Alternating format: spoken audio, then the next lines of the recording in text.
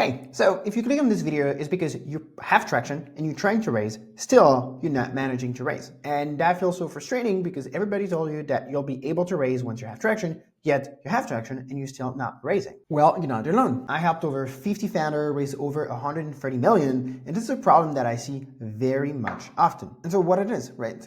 From my perspective, I feel like most founders try to use traction as an achievement where it should be used as a tool. But some founders do understand that they need to use it as a tool, but most of the time they use it as a tool to destroy their house instead of building one. So in this video, I'm going to show you how not to destroy your chance to raise with your traction and how to actually use your traction to increase your chance to raise. So let's start with the most dangerous keyword that founders use, that they use this word to think that, hey, investor will feel better if I say this about my startup, but this is quite the opposite.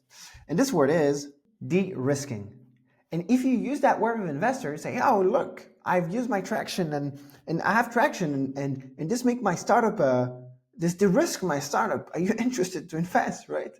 Well, most founders wouldn't really say it like that, but that's the same idea. And the bottom line, and it doesn't work. It does the opposite of, you think it attracts, but it repulses. And let me just explain you why it is and what you and then I'll show you what you should do instead. And that is for the specific case, I haven't mentioned it earlier, but we're focusing on if you're trying to raise a seed round, right? And this is true for a seed round. Then for earlier round, it might be a bit different. For later round, it will be a bit different, right? But it is very fucking true for seed rounds. So for a seed round, you're trying to raise money you'll try to raise from VCs, right? And yes, you might have a few angel here and there, but if you want to raise a seed, there's a good chance that there's a gigantic chance you'll need to go to VCs, right? And so to understand why de-risking is really not appealing to VCs, let's try to understand what's behind a VC, right? Because the VC is not, it's a venture capital, but really you should call it, what it is, a venture capital fund, right? And much like startup, fund get money from somewhere, right? Like they fundraise. And I know because I made many decks for funds, and you'd be surprised about, what's inside of them that cue you on how to make your own pitch deck and your own fundraising storytelling. And so, that looks ugly. Where does the money come from, right? Well, the money comes from a word that you probably have heard, which is LPs, right? A fancy word to say a bunch of people that have money and don't want to have more money, right? And so when an LP is considering investing in a fund, he has expectation, right? The same type of expectation that you have if you invest in stocks. Well, I'm writing a lot, but I'm making a lot of grammar mistakes, so please bear with me if that happens, because it will happen. So LPs, and then you have real estate and real estate, right? And each of them will make their promise, right? For example, and each of them have subcategory, right? You have stocks, but you can invest in, crypto is not really a stock, but you get my point, right? And so crypto make a very different promise from S&P 500. Real estate, you can have real estate as a vacation rental in Dubai, and you can have, I live in Switzerland, you can have a chalet, and you can buy your own chalet in Switzerland or a building in Los Angeles, right? But the bottom line is that each of the investment make a promise. And so what does the VC fund make as a promise? And once you understand that, you understand, again, how to pitch your own startup to a fund so he can pitch his fund to an LP. And so here's what the VC fund said to the LP. He says, hey, look, there's an industry, right? There's an industry, a sector, blah, blah, blah, where you have a lot of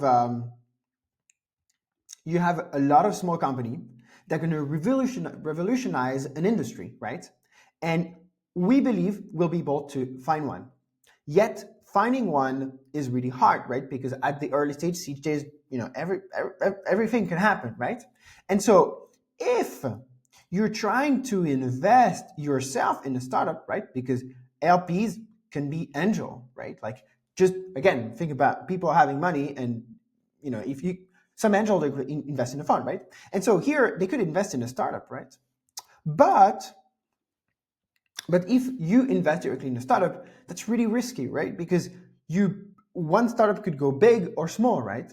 And so, and this is where it gets interesting, is that if you, I'm trying not to lose you here, but when the LP, when the fund trying to get some money from the LP, he says like, hey, there's a lot of startups, and so we'll invest in a lot of startup in the hope, and they say we will find one that really work. So basically, the structure of their fund already have embedded de-risking, right? Because they invest in very risky thing in the hope that one will be very high. So if you pitch to VCs, you need to show yourself as, as a big bet, right? And to say that you have revenue is like, oh, we de-risk ourselves. And here what you say is like, hey, we'll have the worst case scenario, will become a medium business, right? The VCs, they don't care about being about having a medium business, right? They want to have a really big one to return the whole fund, and a medium here won't make an impact. Whereas here, the LP, if he's investing in one startup, he'll be interested to have something that is de-risked, because he might be some de-risking on his own by investing in a lot of startup. And that's the second thing, is that the second promise is that it takes a lot of time to find those startup. And that's why if you're an LP and you want to invest in innovation, it's more interesting to pass through a fund, because they do the work of scouting, researching, evaluating for you. And that's the service that they offer, right? So now that you understand that, if you don't use your traction as de-risking and saying like, hey, look, I've done that revenue and it make my business, worst case scenario, we're still a business, because now you understand that VC don't care about great business, they care about business that can fucking get super big, right? And so how do you actually use your traction the correct way? And the key to understanding that is understand what is the number one graph that VC look at all the time. This is. And what are we looking at here? Here you're looking at different rounds and different valuation at each round. And what the VC want is to invest, a seed VC, they want to invest obviously here at a low valuation, and they hope that one day you'll arrive, beyond Series D, right? And so what does that mean? It means that when a VC invests at seed, what they care is, yes, what you have done, but more importantly, how are you going to use what you have done in the past to reach the next milestone? Because the biggest risk for a VC that invests in you at that round, that you'll not go to the next round. And so how do you make a VC believe that you're going to go to the next round? Well, let's look at some other graph, because there's quite a path, there's a framework, this pattern that VC look at. And at this graph, right? And what are we looking at this graph? Basically, is the time you go from one round to another. And here is like the time you go from seed to Series A. So there's about 3 years. And if you report it to the previous graph we were looking at, it's basically the time between those, right?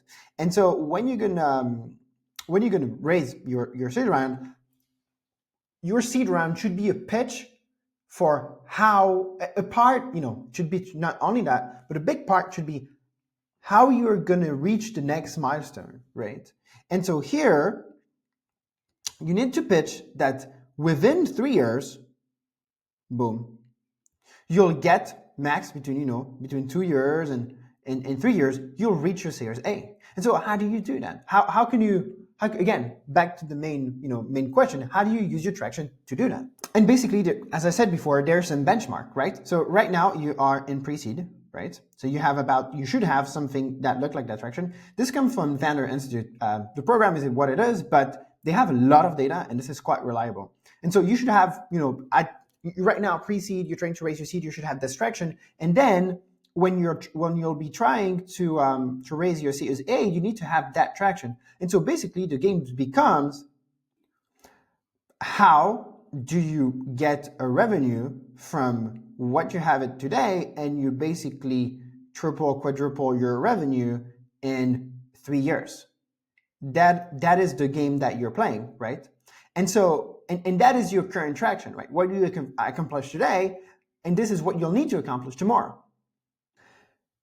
And now this is where you're going to use your traction, right? Because you're going to be able to say, because we did this, we'll be able to do that, right? But then there's four, and this is really how you should use your traction. And let me give you an example. I have a client right now that is killing it with cold calling. Like, he grew, I don't know, 400K in revenue in just 1 year, just using cold call. And now he's looking to raise his seed round, right?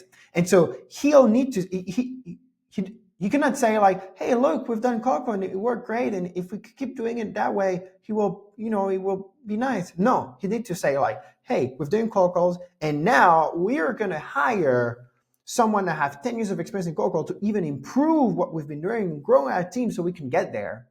And the point here is to say, because we did that, we will be able to do that more, right? So if you want to have a successful fundraising, you need to pitch that you will go to the next round. That's the objective of your pitch deck. Not really to say like, hey, look at what we have done. No, it's to say, we have done this, so we can do that, right?